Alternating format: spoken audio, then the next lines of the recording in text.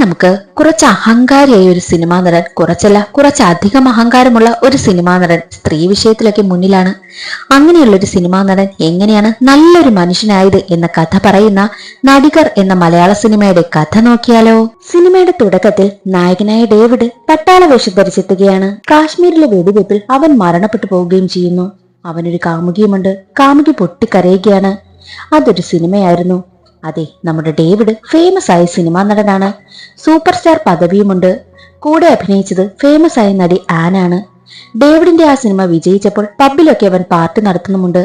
സ്ത്രീ വിഷയത്തിലൊക്കെ ഡേവിഡ് കുറച്ച് മുന്നിലാണ്. ഡേവിഡിനെ വെച്ച് ധ്യാൻ ശ്രീനിവാസൻ ഒരു സിനിമ എടുത്തു. പക്ഷെ ഡേവിഡിന്റെ ക്ലൈമാക്സിലെ അഭിനയം ധ്യാനിന് അത്ര രസിച്ചിട്ടില്ല. ഡേവിഡിന്റെ മാനേജറാണ് പൈലി. ഫേമസ് ആയ ഡയറക്ടർ മാത്യുവിന്റെ സിനിമയിൽ അഭിനയിക്കാൻ ഡേവിഡിനെയാണ് തീരുമാനിച്ചതും. പൈലിക്ക് മാത്യുവിനെ വല്ലാത്ത പേടിയാണ്. കാരണം ഇപ്പോൾ 9 മണിക്ക് എത്തണമെന്ന് പറഞ്ഞാൽ ആൾ 9 മണിക്ക് തന്നെ എത്തിയിരിക്കണം. അതാണ് മാത്യുവിന്റെ തീരുമാനവും. അത്രയും സ്ട്രിക്റ്റ് ആണ് മാത്യു.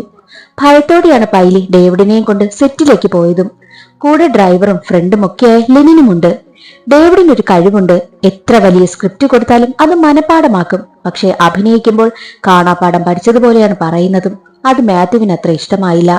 ഇമോഷൻ ഒന്നും ഡേവിഡിന്റെ മുഖത്ത് വരാത്തതിനാൽ മാത്യു എല്ലാവരുടെയും മുന്നിലിട്ട് ഡേവിഡിന് വഴക്ക് പറയും. അതവന് നാണക്കേടായി. ദേഷ്യം കുറച്ച് കൂടുതലുള്ള ഡേവിഡ് മാത്യുവിനെ വഴക്ക് പറയും. അവിടെ വലിയൊരു പ്രശ്നം നടക്കും. സെറ്റിൽ നിന്നും ദേഷ്യത്തിൽ കാർ എടുത്ത ഡേവിഡ് ആണെങ്കിൽ ഒരു പയ്യന്റെ കാലിൽ കൂടി കയറ്റി ഇറക്കിക്കൊണ്ടാണ് പോയതും. മാത്രമല്ല, പുറത്ത് ചായ കൊടുക്കാൻ നിന്ന ആ ഒരാളിനെയും അവൻ ഒരുപാട് വഴക്ക് പറഞ്ഞിട്ടാണ് പോകുന്നതും. ഇതിനിടയിൽ ആരോ വീഡിയോ ഷൂട്ട് ചെയ്ത് സോഷ്യൽ മീഡിയയിൽ പോസ്റ്റ് ചെയ്തു. അത് കാരണം ഒരുപാട് ട്രോൾസ് ഒക്കെ ഇറങ്ങി. ഇതിനിടയിൽ പെട്ടുപോയത് പൈലിയാണ്.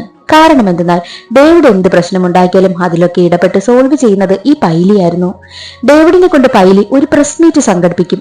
അബദ്ധം പറ്റിയതാണെന്നും മനഃപൂർവ്വമല്ല ഒന്നും സംഭവിച്ചതെന്നും പറയും.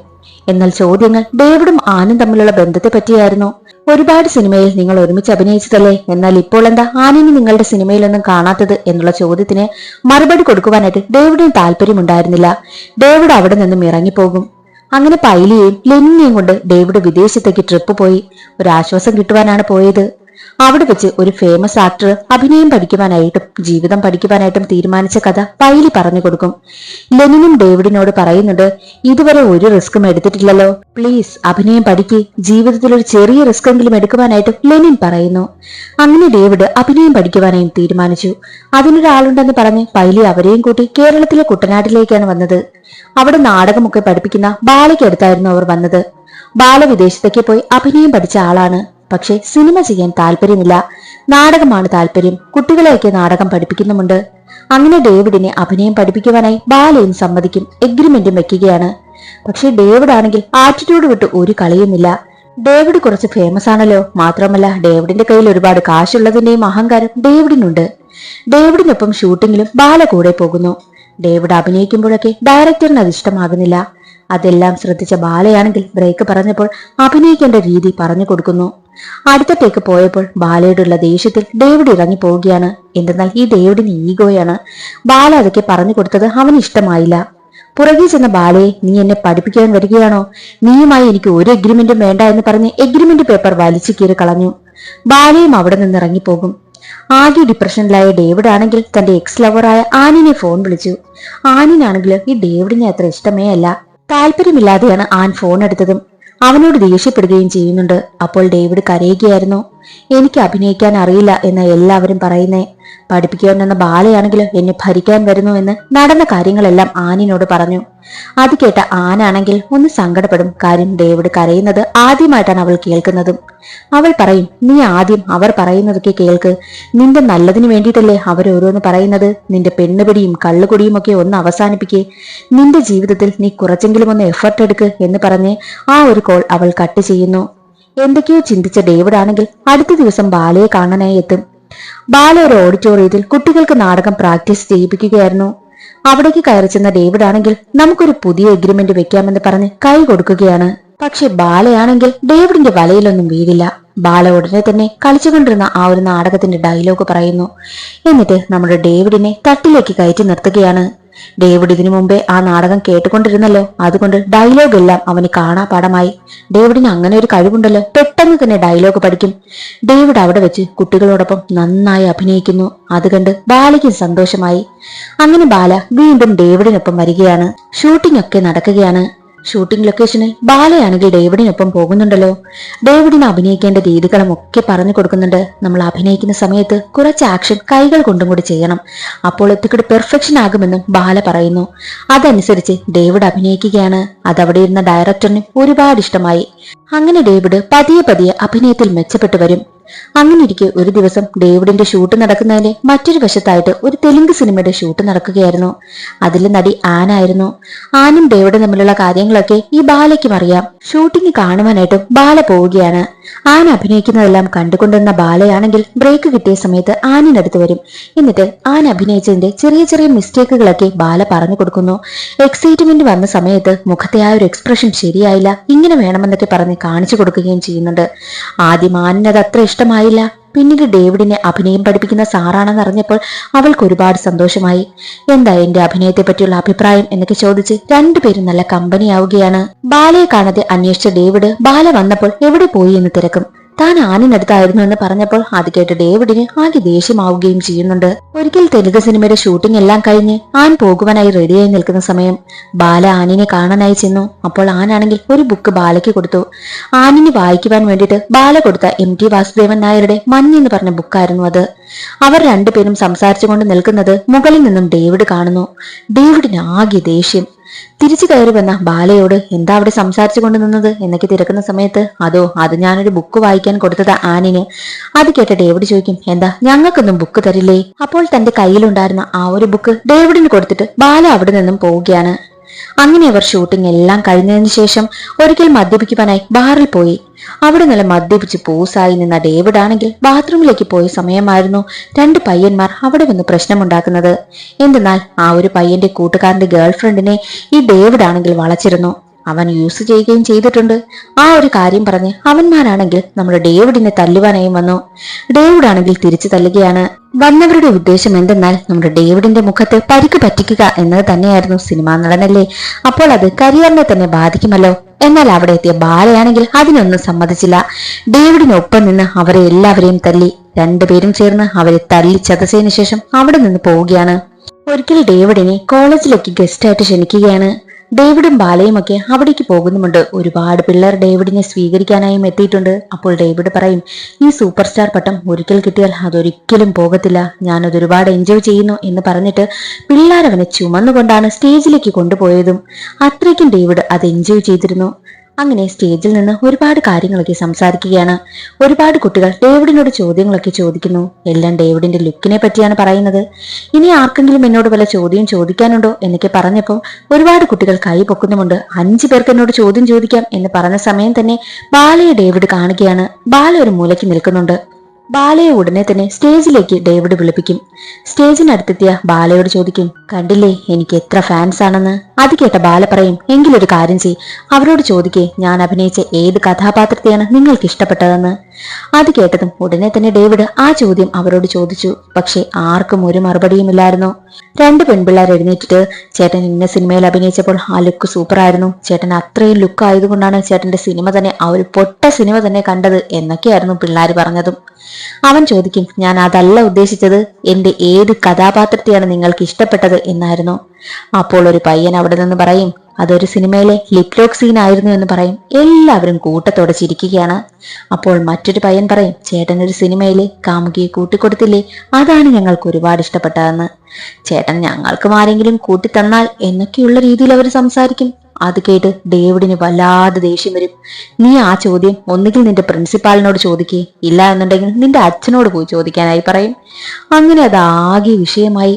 ഡേവിഡ് അടി കിട്ടാതെയാണ് ഒരുവിധം അവിടെ നിന്ന് രക്ഷപ്പെട്ടു പോയതും. അങ്ങനെ കാറിൽ വരുന്ന സമയം ഡേവിഡിന് ഒരുപാട് ദേഷ്യമാണ് അവിടെ നടന്ന ആ ഒരു പ്രശ്നത്തെ ചൊല്ലി. ബാല കാരണമാണ് ഇതൊക്കെ സംഭവിച്ചതെന്ന് പറഞ്ഞ് ബാലയുടെ മണ്ടയിൽ കയറുകയാണ് ഈ ഡേവിഡ്. അങ്ങനെ ആ പ്രശ്നങ്ങളെല്ലാം കഴിഞ്ഞ് ഒരിക്കൽ ഒരു പാവം ഡയറക്ടറിന്റെ സിനിമയിൽ അഭിനയിക്കുവാനായിട്ട് ഡേവിഡ് എത്തിയിരുന്നു. സിനിമയുടെ ഷൂട്ടിംഗ് നടക്കുകയായിരുന്നു. അപ്പോൾ ഷൂട്ടിംഗ് സെറ്റിൽ ചെറിയൊരു പ്രശ്നം നടക്കുകയാണ്. പുറത്തുനിന്ന് ആരൊക്കെയോ വന്ന് പ്രശ്നമുണ്ടാക്കുകയാണ്. പ്രശ്നമുണ്ടാക്കുന്ന ആളുകൾ ഡയറക്ടറിനോട് ചൂടാകുന്നത് കണ്ട ഡേവിഡ് ആണെങ്കിൽ അവന്മാരെ തല്ലി. അതാകെ വിഷയമായി. ഡേവിഡ് ആണെങ്കിൽ കുറച്ച് ദേഷ്യക്കാരനാണല്ലോ. ഡേവിഡിനെ അവിടുന്ന് എല്ലാവരും പിടിച്ച് മാറ്റുകയാണ്. ബാല ചോദിക്കുന്നുണ്ട്, ചെറിയ കാര്യത്തിന് പോലും എന്തിനാ ഇങ്ങനെ ദേഷ്യപ്പെടുന്നത് എന്നൊക്കെ.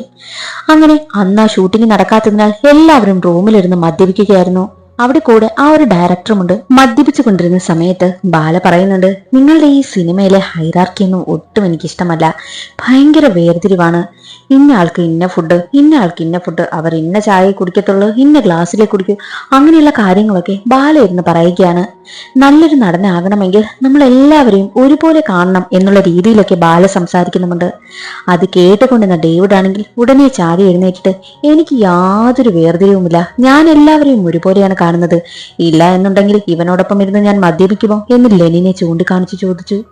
ലെനിൻ അത് താങ്ങാനായി പറ്റിയില്ല. ഷോക്കായി പോയവൻ.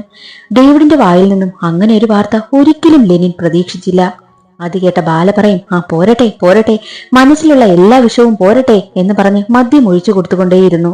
ഈ മദ്യത്തിന് ഒരു കഴിവുണ്ട്, എത്ര കഴിച്ചാലും ഉള്ളിലുള്ളത് മാത്രമേ പുറത്തു വരുമെന്ന്. അത് കേട്ട ഡേവിഡ് ചോദിക്കും, എന്റെ ഉള്ളിൽ എന്താ എന്നുള്ളത് പുറത്തു വന്നാൽ നിനക്ക് താങ്ങുമോടാ. മുൻപ് ഡേവിഡിനെ പറ്റി ഒരു കാര്യം ആനാണെങ്കിൽ ബാലയോട് പറഞ്ഞിരുന്നു. എന്തെന്നാൽ സ്വന്തം കഴിവ് മനസ്സിലാക്കാതെ താൻ എന്തോ വലിയ സംഭവമാണെന്ന് കരുതി നടക്കുന്ന ഒരാൾ എന്നുള്ളൊരു വിശേഷണം ആനാണെങ്കിൽ ഡേവിഡിനെ പറ്റി പറഞ്ഞിരുന്നു. അക്കാര്യം ഡേവിഡിനോട് ബാല പറയുകയും ചെയ്തിട്ടുണ്ട്. അതെല്ലാം മനസ്സിൽ വെച്ചിരുന്ന ഡേവിഡ് ആണെങ്കിൽ, നീ എന്താന്ന് എന്നെ കുറിച്ച് പറഞ്ഞേ, സ്വന്തം കഴിവ് മനസ്സിലാക്കാത്തവനെന്നോ? നിനക്ക് എന്ത് കഴിവാ ഉള്ളത്? നിനക്ക് സ്വന്തമായി എന്തെങ്കിലും അഡ്രസ് ഉണ്ടോ? ആകെയുള്ളത് സൂപ്പർ സ്റ്റാർ ഡേവിഡ് പടിക്കലിന്റെ ആക്ടിംഗ് ട്രെയിനർ എന്നുള്ളത്. എന്നിട്ട് അതും വെച്ചുകൊണ്ട് ആനിനെ ഒലിപ്പിക്കാൻ ചെന്നിരിക്കുന്നു. അത് കേട്ടത് ബാല പറയും, ഹോ, ഇതായിരുന്നല്ലേ നിന്റെ മനസ്സില്? നിനക്ക് എന്ത് അഡ്രസ്സാണുള്ളത്? ഡേവിഡ് പടിക്കൽ. പടിക്കലാരാ? നിന്റെ തന്തയാണോ? ആരോ പടിക്കലിറക്കി വെച്ചത് എന്ന് പറഞ്ഞതും ദേഷ്യം വന്ന ഡേവിഡ് ആണെങ്കിൽ ബാലയ്ക്കിട്ടൊരു അടി കൊടുക്കുകയാണ്. അപ്പോൾ ബാലയ്ക്കത് സഹിക്കാനായില്ല. ബാല ഉടനെ ചാടി എഴുന്നേറ്റിട്ട് പറയും, നീ എന്താ എന്നെ കുറിച്ച് വിചാരിച്ചത്?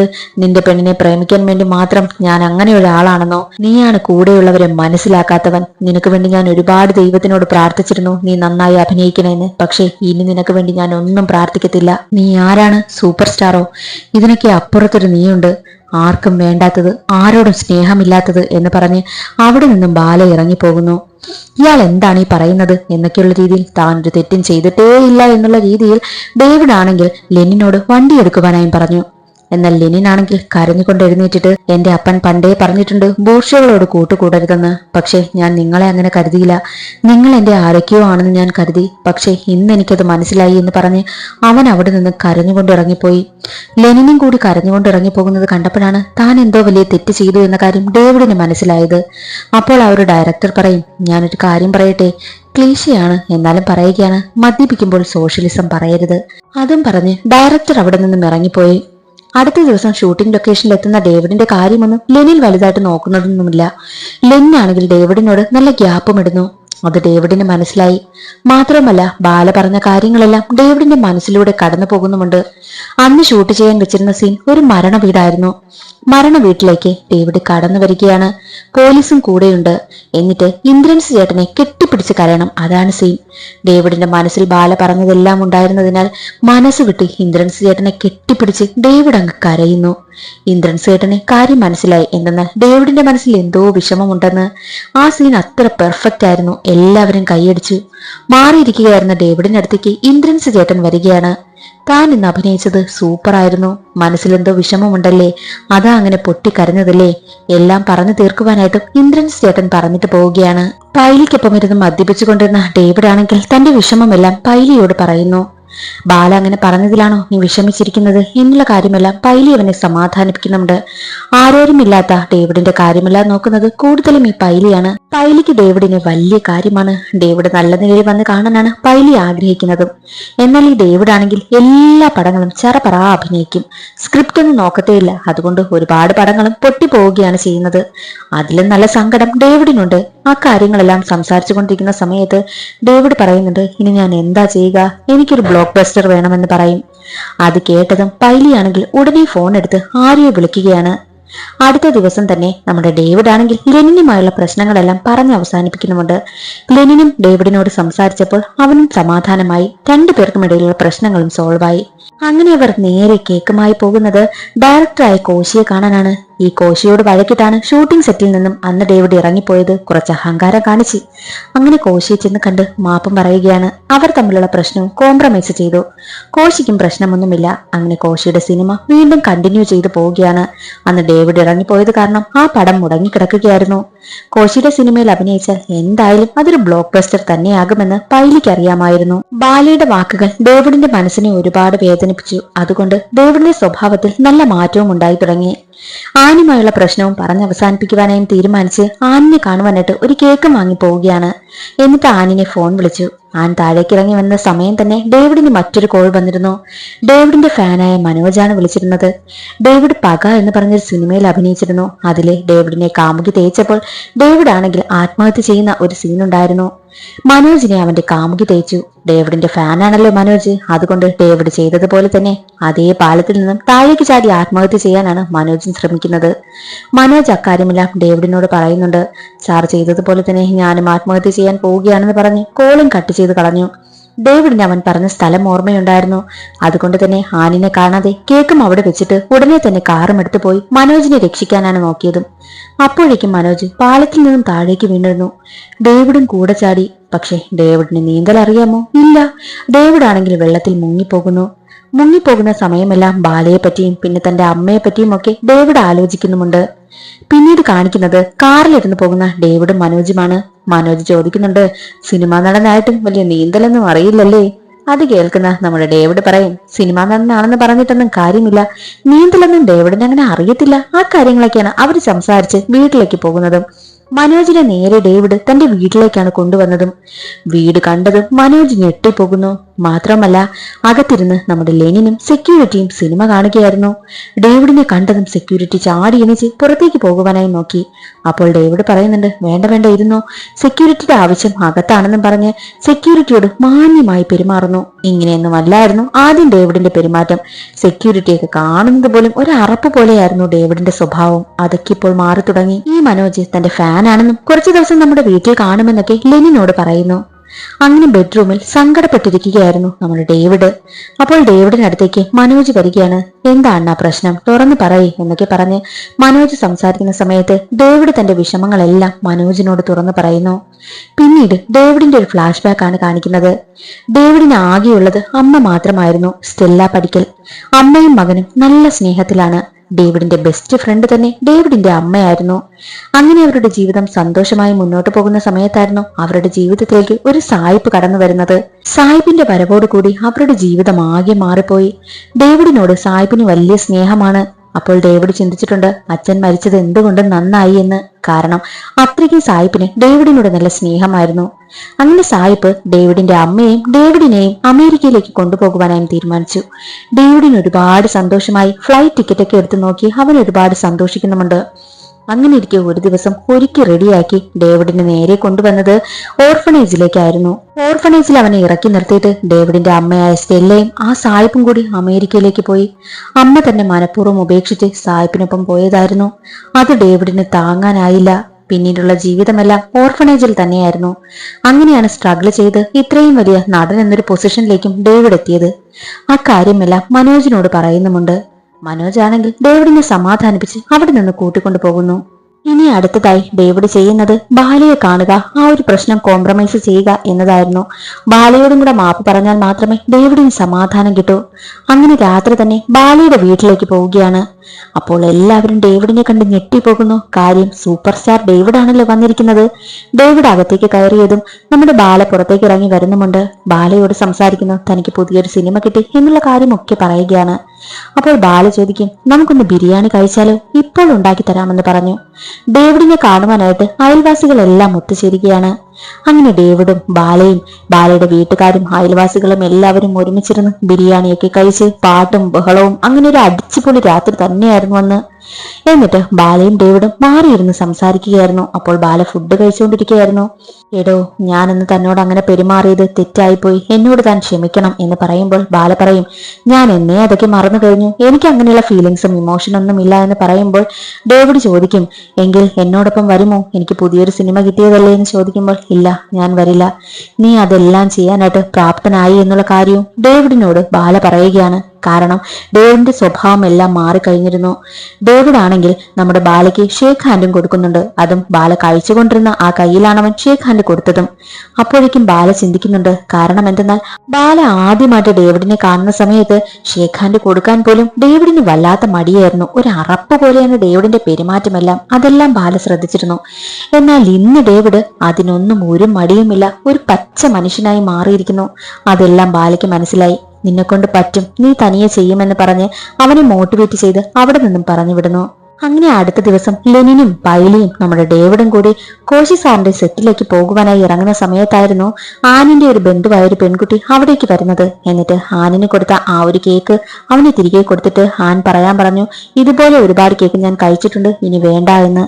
കാരണം ആനിന് ഇനിയും ഡേവിഡുമായി സഹകരിക്കാൻ താല്പര്യമില്ല എന്നാണ് അതിന്റെ അർത്ഥം. ആ ഒരു വിഷമം ഉള്ളിലൊതുക്കി ഡേവിഡ് സെറ്റിലേക്ക് പോവുകയാണ്.